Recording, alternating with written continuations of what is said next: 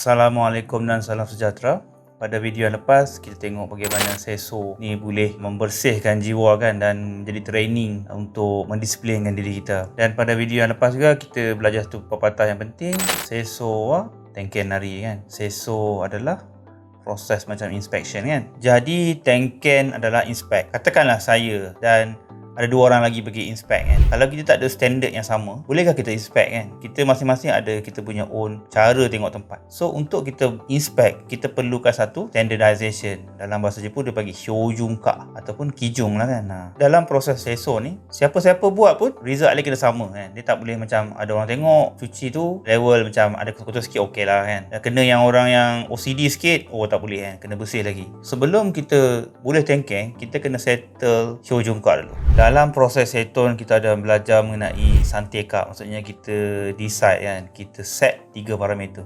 Dalam sensor ni pun sama juga, kita kena tetapkan beberapa perkara untuk standardize proses sensor ni sebenarnya. Yang pertama adalah tempat lah kan. First, tempat kita kena decide setiap area yang kita nak bersih. So macam saya cakap video lepas, tempat ni perlulah tempat yang kita nampak dan tempat yang tak nampak. Yang lebih penting adalah tempat yang tak nampak. Kita kena masukkan dalam area kawasan pembersihan kan. Bawah mesin, tepi mesin. Kadang-kadang kalau kita tengok kat Kelang ada tiang yang bentuk macam air tu kan, antara tu. So kita identify tempat yang kita tak nampak. Yang kedua, bila kita dah tahu tempat, kita tengok tempat tu, kekotoran dia semua macam mana, kita kena set bila kita kena bersihkan tempat tu. Pagi ke, petang ke, lepas kerja ke, kita kena ada bila kan. Yang ketiga adalah siapa yang akan bersihkan tempat tu. Kita kena assign, kita kena buat jadual lah kan. Siapa yang akan bersihkan kawasan tu. Yang keempat ni proses lah kan, macam mana kita bersih. Bila kita cakap macam mana kita nak bersih, kita kena fikir few benda lah. Satu, sequence. Katakan dalam toilet kita nak bersih, mana kita kena bersih dulu. Kalau kita silap sequence, contohnya bawah dulu, lantai dulu, lepas tu baru kemudian kita bersih atas. Tiba-tiba bila kita bersih atas ni, kita pergi pijak lantai ni, kotor balik kan, dengan basah kan. So kita kena fikir lah kan, sequence dia, mana yang kena bersih dulu, mana yang kena bersih kemudian. So dalam proses juga, satu lagi penting adalah alat lah kan. Kita nak pakai mop ke,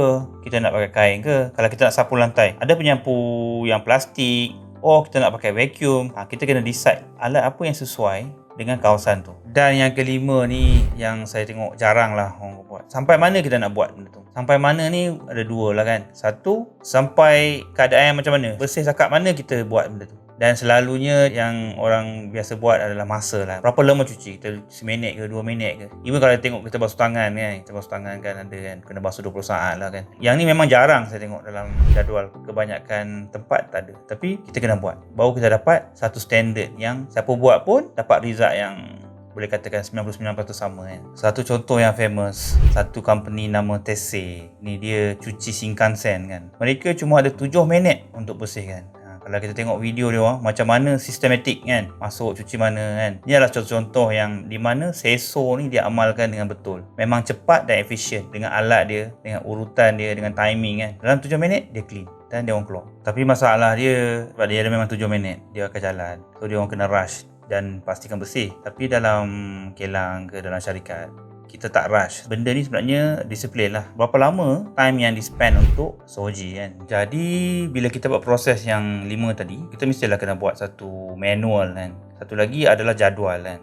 So dua benda ni adalah set dalam proses sensor. So boleh dikatakan banyak masa awal-awal ni kita akan spend untuk buat dokumen kan. Kita observe tempat tu, kita decide tempat mana, lepas tu kita decide bila, siapa, cara, proses, kena pakai alat yang macam mana dan berapa lama. So benda ni adalah satu training di mana kita diajar untuk standardize kan. Jadi apa manfaat sensor sebenarnya kan? Kalau tempat tu jadi bersih, apa benefit dia kan? Dalam pengalaman saya sendiri kan. First, bila tempat kita bersih, kita mudah tengok benda tu sejo dengan hijau. Bila ada irregular kita nampak dia menyerlah kan, macam kain putih. Satu tempat je ada kotor kan. Terus mata kita nampak. Kita cepat detect masalah kat tempat kerja kita. Sensor tengken hari kan, inspect kan. Apa yang kita nak kena inspect kan dengan buat sensor ni? Sebelum tu kita buat seri dengan seton. Masa sensor ni lah, masa kita tengah bersih setiap hari tu lah, kita check adakah seri dan seton ni berjaya ke tak kan. Kalau tak berjaya kita akan nampak kan. Kalau tempat kita bersih, contoh kita buat line kan, dalam tempat kerja ada line yang kita nak letak store. Tiba-tiba banyak barang yang berada di luar kotak ataupun di atas line. So kita akan sedar lah, dan kita akan record benda tu supaya kita boleh improve benda tu kan. Manfaat yang kedua, bila kita keep doing SESO ni, kita punya standard akan naik. Kita akan ada satu feeling yang kita nak tempat tu sentiasa bersih. Kita tak nak dia jadi kotor kan. Benda ni akan reflect kita punya kerja. So kita akan pastikan kerja kita high quality. Kita akan pastikan pekerja-pekerja kita deliver benda yang high quality. So secara tak langsung kita didik moral kepada pekerja kita kan. Kita naikkan standard, cara dia pandang, cara dia buat kerja.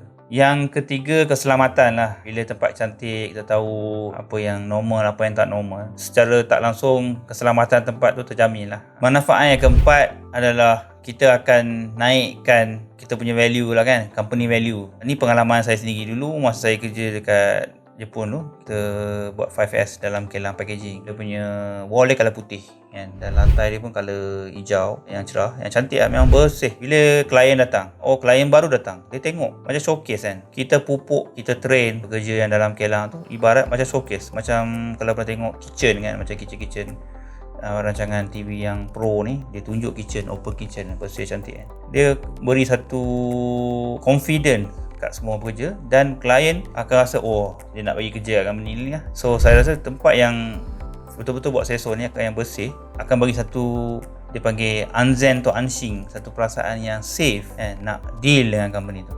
Dia secara tak langsung dia akan attract kerja kat company tu lah kan. Dalam aktiviti SESO, kita ada satu aktiviti yang kita panggil pika-pika undo. Macam company saya dulu, kita buat macam pertandingan lah, pertandingan kebersihan. Tempat siapa yang paling berkilat, paling cantik, kerja semua tu akan bersaing lah. Bukan takat dia bersihkan, dia akan lap, dia akan buang karat semua. Pika-pika undo ni sebenarnya bagus lah. Kita buat sekali-sekala, 3 bulan sekali, tak pun 6 bulan sekali, supaya kerja bergotong royong untuk membersihkan. Kalau siapa yang ada kereta kan, yang sayang kereta, yang sayang motor, ada yang motor besar kan, tengok macam mana dia orang jaga macam baby kan, alah pergi bersih. So dengan kita buat pika-pika undo ni, kita nak pupuk satu perasaan yang sayang lah, yang tempat kerja kat situ dia sayang tempat dia, mesin ni dia punya. So kita nak pupuk semangat tu melalui aktiviti SESO. So macam mana SESO kan berguna kan. SESO ni ada satu lagi benda yang lagi orang cakap menarik lah, yang saya akan share dalam video yang depan, yang kita panggil My Shimatsu. Dia macam prevention kan. Untuk setakat ni saya stop dulu. InsyaAllah kita jumpa pada video yang akan datang. Assalamualaikum dan salam sejahtera.